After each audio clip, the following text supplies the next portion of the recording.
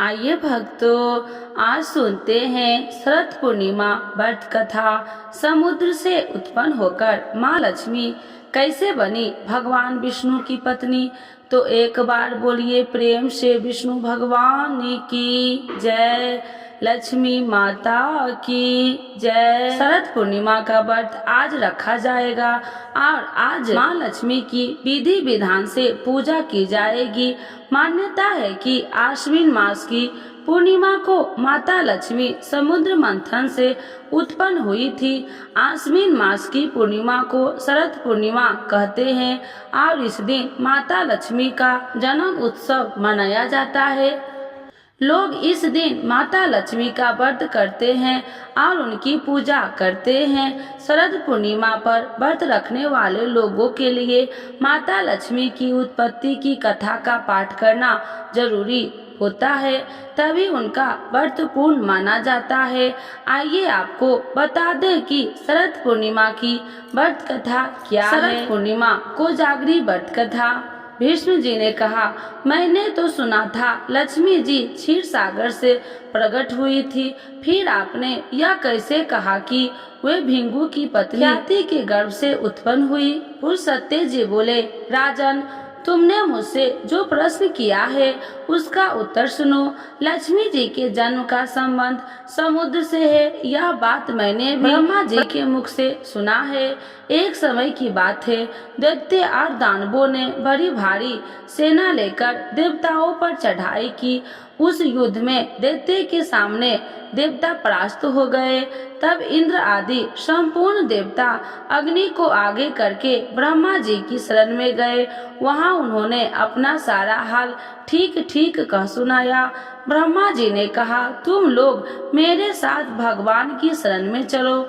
यह कहकर वे संपूर्ण देवताओं को साथ ले क्षीर सागर के उत्तर तट पर गए और भगवान वासुदेव को संबोधित करके बोले, विष्णु शीघ्र उठिए और इन देवताओं का कल्याण कीजिए। आपकी सहायता न मिलने से दानव इन्हें बारंबार परास्त करते हैं। इनके ऐसा कहने पर कमल के समान नेत्र वाले भगवान अंतर्यामी पुरुषोत्तम ने देवताओं के शरीर को अपूर्ण अवस्था देखकर कहा, देवगण, मैं तुम्हारे तेज की वृद्धि करूंगा।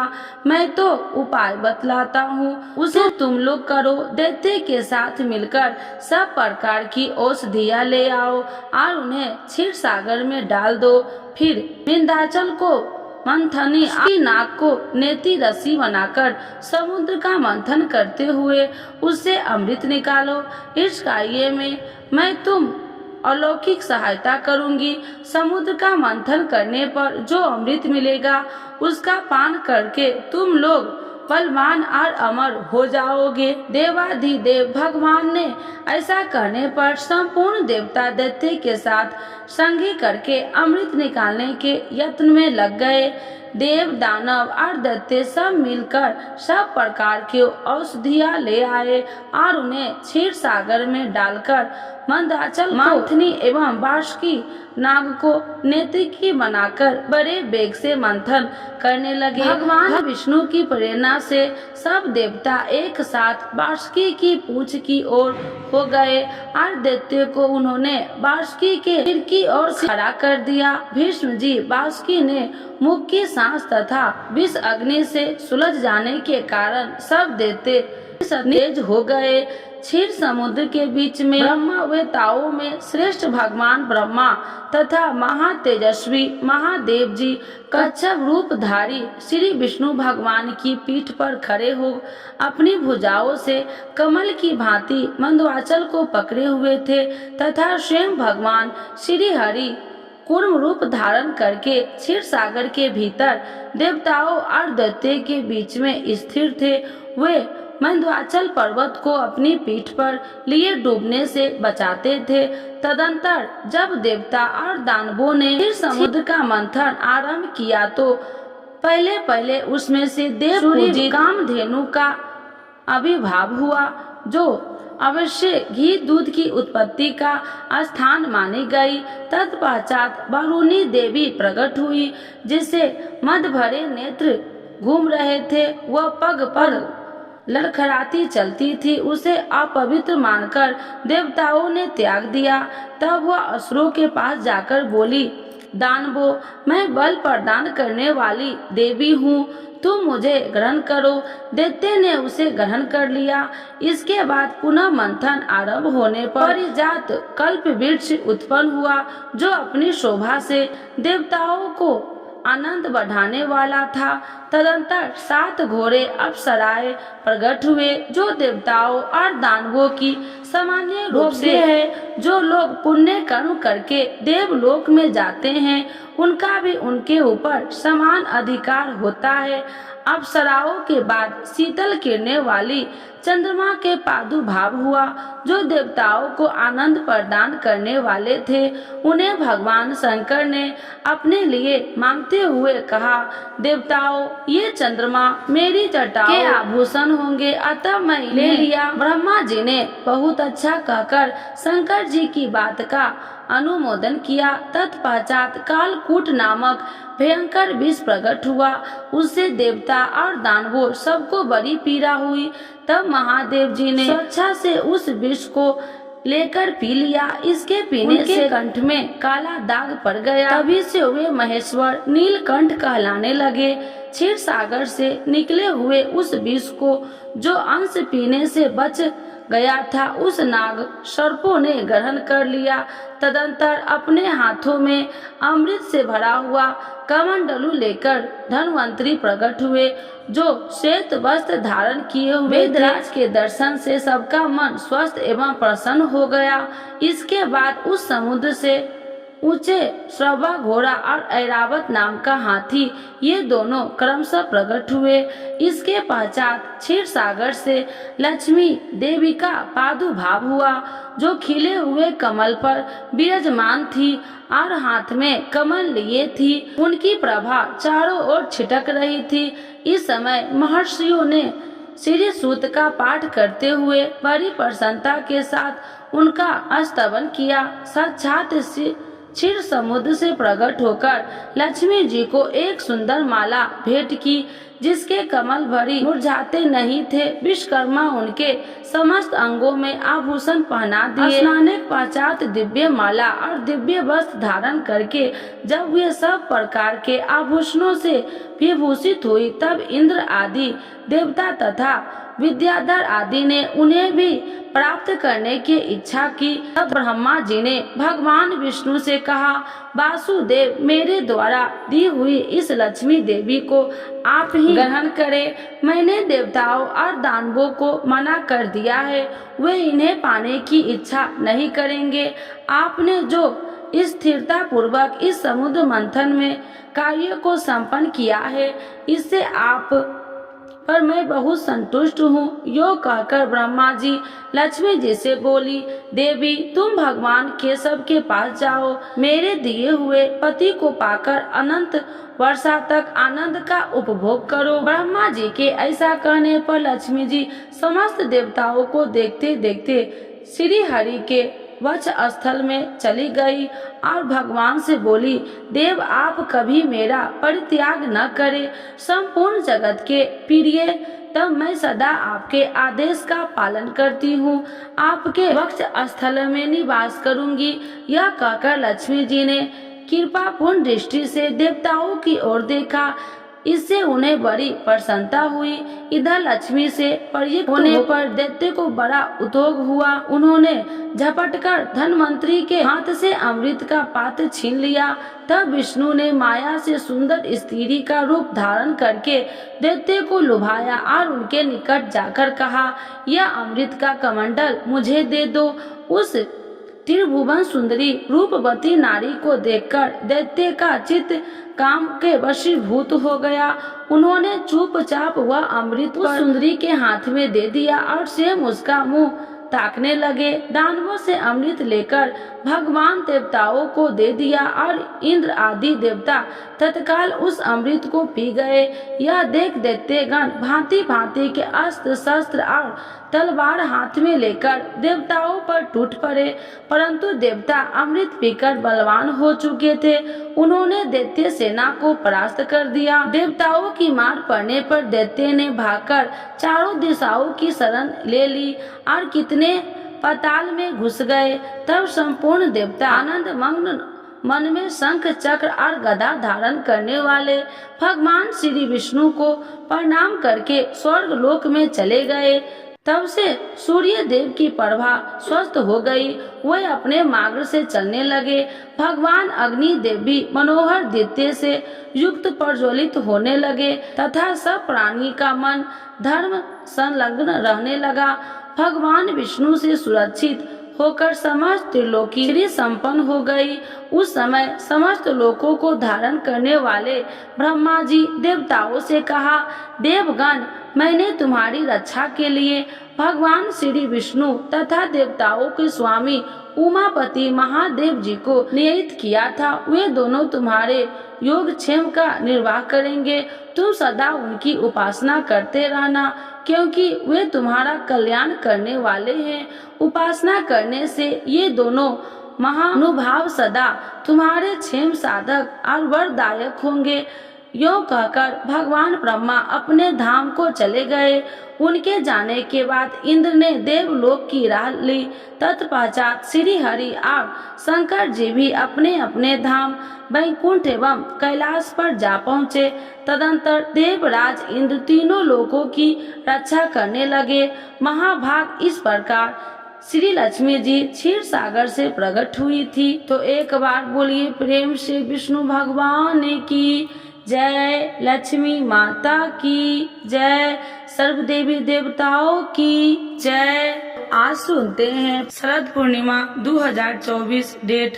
शरद पूर्णिमा कब है, जाने इस दिन का महत्व, शुभ मुहूर्त और पूजा विधि। शरद पूर्णिमा आश्विन मास की पूर्णिमा तिथि को कहते हैं और इसका महत्व साल की सभी 12 पूर्णिमा तिथियों में सबसे खास होता है। मान्यता है कि इस दिन माता लक्ष्मी का प्रकट हुआ था, इसीलिए इस दिन को माँ लक्ष्मी की जयंती के रूप में मनाया जाता है। इस साल शरद पूर्णिमा 16 अक्टूबर को है। बताया जाता है कि इस दिन माँ लक्ष्मी बेहद प्रसन्न मुद्रा में होती है और रात को चंद्रमा की रोशनी में धरती पर भ्रमण करने आती है। मान्यता है कि जिन भक्तों को वह पूजा पाठ में लीन देखती है और भजन कीर्तन करते हुए पानी पीती है, उन पर माँ लक्ष्मी की विशेष कृपा होती है। यानी कि माँ लक्ष्मी यह देखती है कि कौन कौन जाग रहा है और उनकी पूजा कर रहा है। इसीलिए इस पूर्णिमा तिथि को कोजागरी पूर्णिमा भी कहते हैं। इस दिन चंद्रमा भी अपनी 16 कलाओं से पूर्ण होते हैं और अमृत की वर्षा करते हैं। चंद्रमा की किरणें में रखी गई खीर का सेवन करने से कई रोग दूर होते हैं और साथ ही माता लक्ष्मी की कृपा भी प्राप्त होती है। आइए जानते हैं शरद पूर्णिमा की डेट, इससे जुड़ी खास बातें और साथ ही जाने इसका महत्व, पूजा विधि और मान्यता के बारे में। शरद पूर्णिमा की डेट हिंदू पंचांग के अनुसार आश्विन महीने के शुक्ल पक्ष की पूर्णिमा 16 अक्टूबर को रात 8:45 पर शुरू होगी और 17 अक्टूबर शाम 4:50 पर खत्म होगी।